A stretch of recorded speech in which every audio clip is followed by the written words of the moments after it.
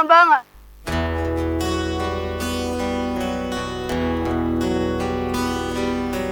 Kami tak tahu harus berbuat apa dan kepada siapa kami harus mengadu.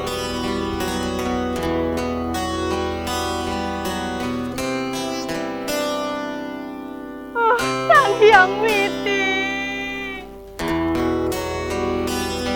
berikanlah kami keselamatan dalam lindungan-Mu.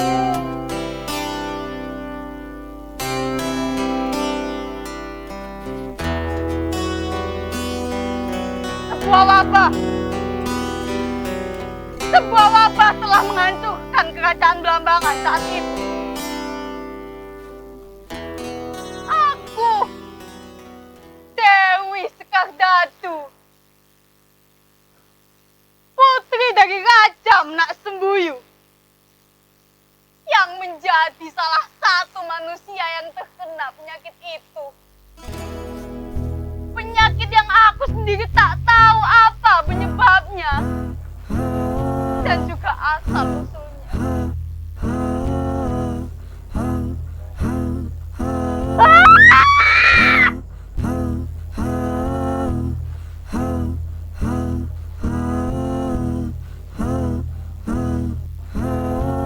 Ayahku yang gusar kini menjadi kalang kabut ketika mendengar teriakanku yang sangat amat menderita.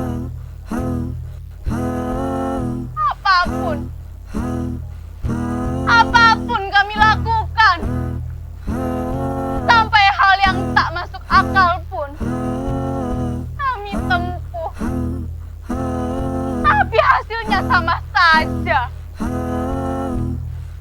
Tak ada perubahan.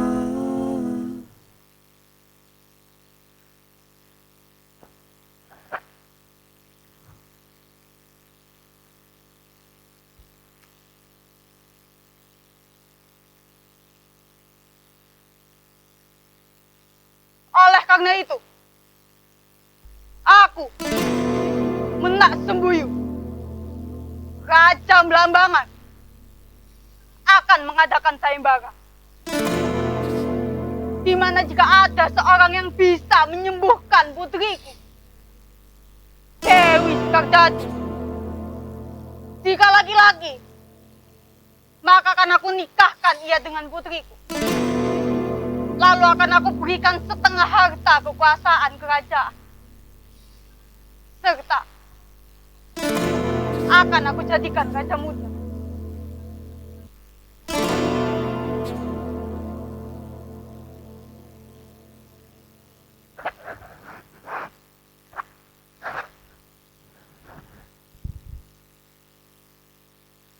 Kabar tersebut segera tersebar ke berbagai penjuru negeri.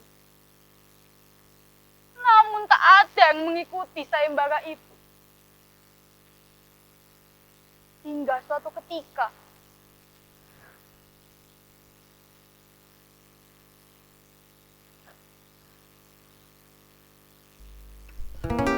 Baginda Raja, izinkan Pati menghadap. Hamba ingin mengabarkan bahwa ada seorang petapa di puncak Gunung Selangu. Ia memiliki kebiasaan yang berbeda dari kita. Petapa itu bernama Maulana Isa. Hamba yakin sekali, petapa itu pasti bisa menyembuhkan Dewi.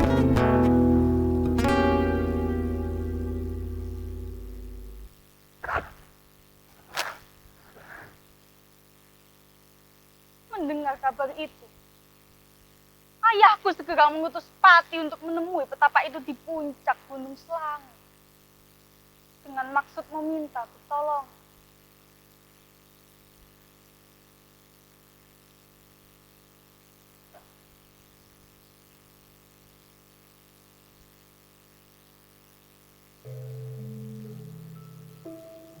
Baginda Raja, hamba kemari karena utusan raja untuk menolong.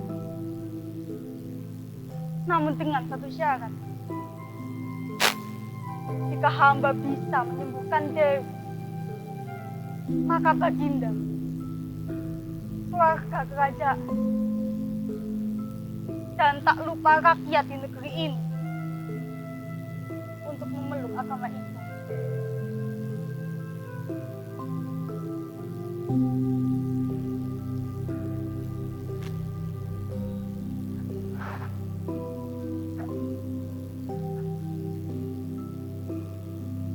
Maulana Ishak mulai mendekati. Lalu ia membacakan doa-doa yang aku sendiri tak tahu doa apa yang ia ucapkan. Namun doa dan ucapannya terdengar tulus masuk di telingaku. Hingga aku merasa tersentuh hanya karena ia membacakan doa-doanya.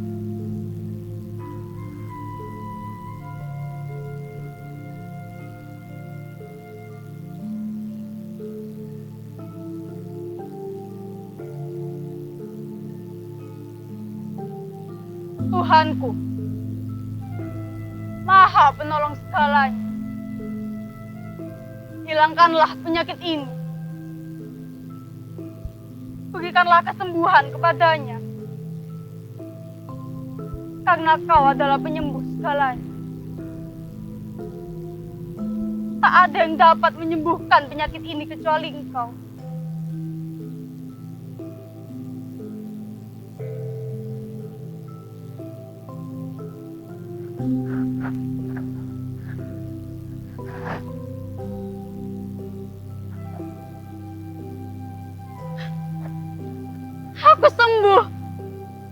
Aku sembuh ayah. Lihatlah, sungguh sakti pemuda ini. Sudah banyak tabib yang mengobatiku dengan ribuan ramuan, dan hasilnya nihil. Namun lihatlah, aku sembuh ayah.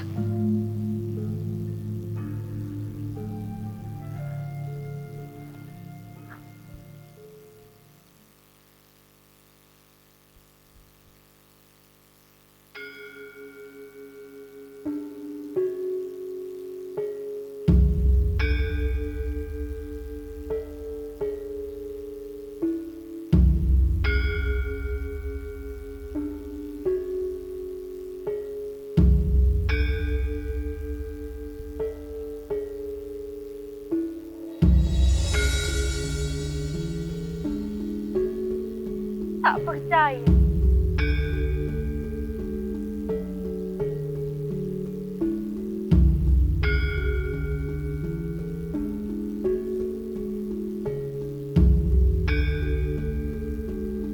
Akhirnya, aku menikah dengan pemuda yang baru saja. Namun karena suara indahnya,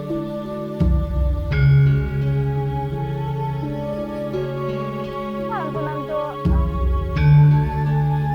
yang ia ucapkan tulus untuk kesembuhan kemarin. Kini aku tersadar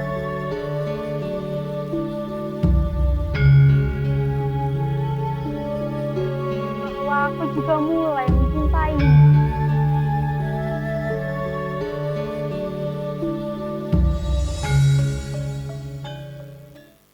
Namun suatu hari, saat suamiku pergi dari kerajaan untuk menyebarkan agama Islam, negeriku mulai kacau karena wabah itu kian datang dan kembali menyerang.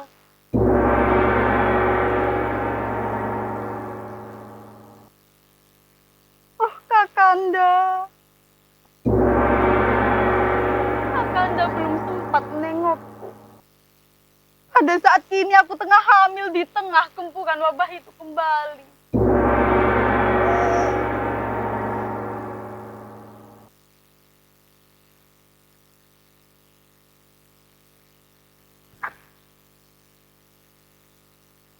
Baginda Raja, izinkan Pati menghadap.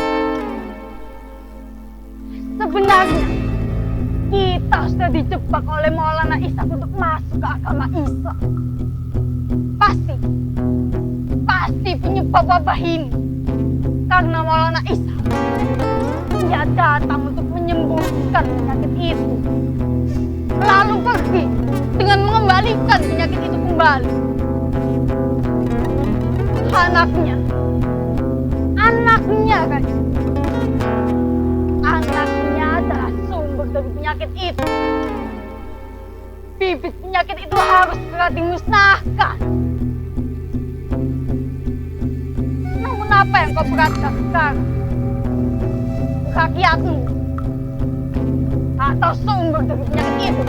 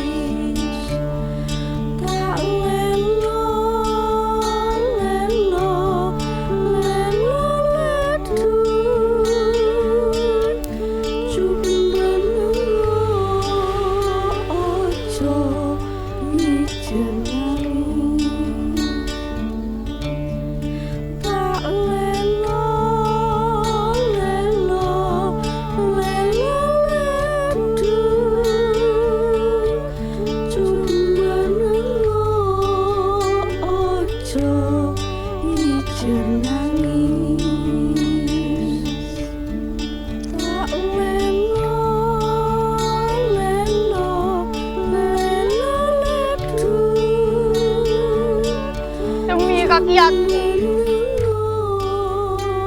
hanya kepada Sang Gusti aku berpasrah. Tak ada kata yang tepat untuk menggantikan rasa kesedihan. Hanya dengan melepaskanmu.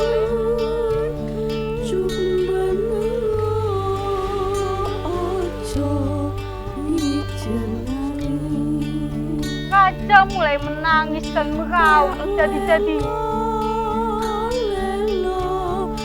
Lalu tangannya mendorong peti anyaman yang tertutup rapat berisikan banyak. Lepas sudah buah hati yang ia nanti selama ini.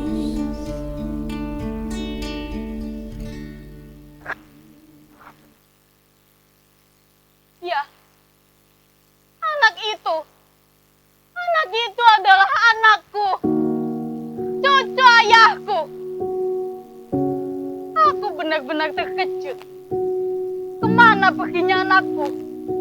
Kemana perginya anak mata wayangku? Aku ingin sekali melihatnya. Aku mencari di sekeliling kerajaan. Namun aku tak menemukannya. Hingga aku mendengar bisikan dari dayang-dayang kerajaan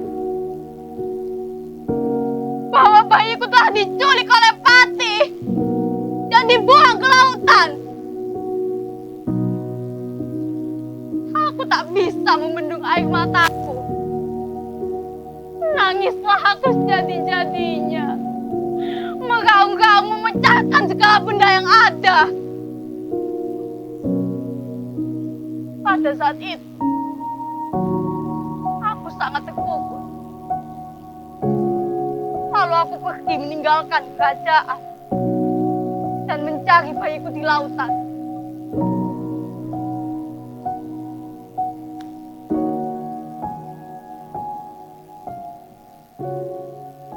Aku mulai terombang ambing. diayun-ayun, dan digoyang-goyang oleh ombak lautan.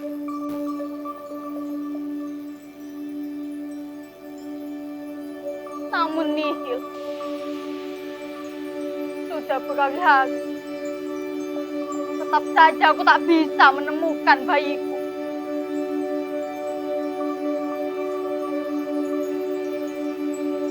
Karena aku sudah mulai merasa lelah. Aku mendengarkan bisikan-bisikan gaib. Aku melihat birunya samudra luas. Sejauh mata memandang. Aku melihat seperti ada siluet bayangan bayiku. Bayiku yang sedang tertidur di tengah dalamnya lautan. Aku rela mukul-mukul kepalaku agar surat itu dapat terlihat jelas. Aku rela menyentuh dinginnya air itu.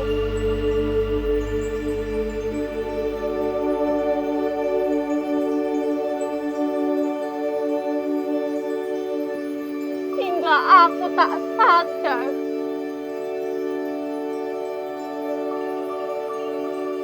bahwa aku telah menceburkan diriku ke dalamnya.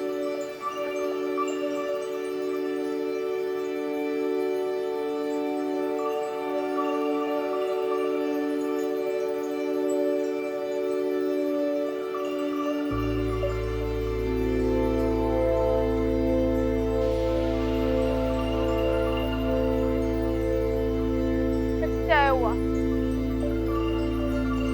Ternyata siluet itu hanya berada dalam pikiranku saja. Dan kini aku telah berada di tengah dalamnya lautan. Tanpa ada seorang yang memelukku untuk memberikanku sedikit kehangatan.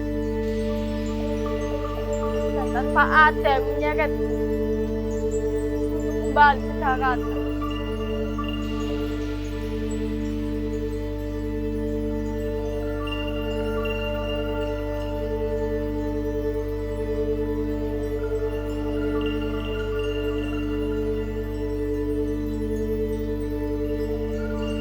Aku melihat seperti ada siluet bayangan wanita yang sedang terapung di tengah megahnya lautan. Sangat pelan aku dekati.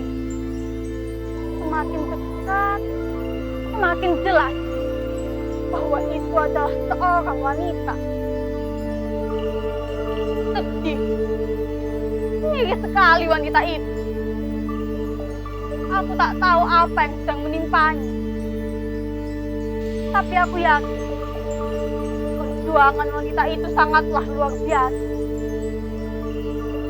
Aku akan menyeret wanita itu, mengantarkannya kembali ke sini. Aku yakin di pesisir itu dia akan diterima dengan layak.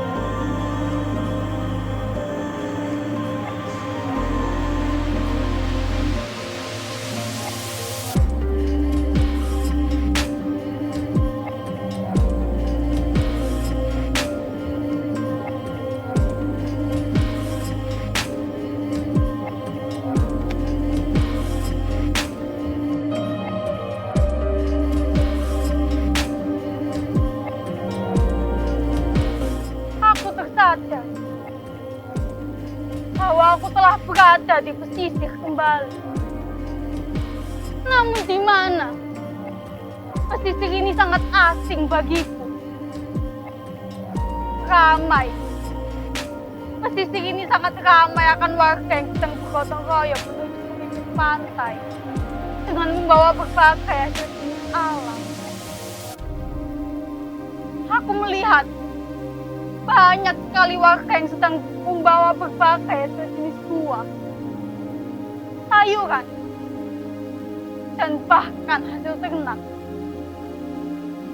Namun aku tak peduli akan hal itu. Aku berlari ke sana kemari, berteriak, di manakah bayiku? Namun tak ada yang menjawab pertanyaan. Ku hampiri satu persatu. Lalu ku bertanya tentang keberadaan bayiku. Begitupun yang lainnya. Dan seterusnya. Gak tak ada seorang pun yang belum kutanya tentang keberadaan bayiku. Namun anehnya, tak ada seorang pun yang menjawab atau bertatap muka denganku. Aku tersadar. Apakah mereka tak bisa melihat? Ternyata aku berbeda dengan mereka. Dan kini aku merasa bukan seperti diriku. Apakah ini takdir untuk tak bisa bertemu dengan bayiku? Takdirku.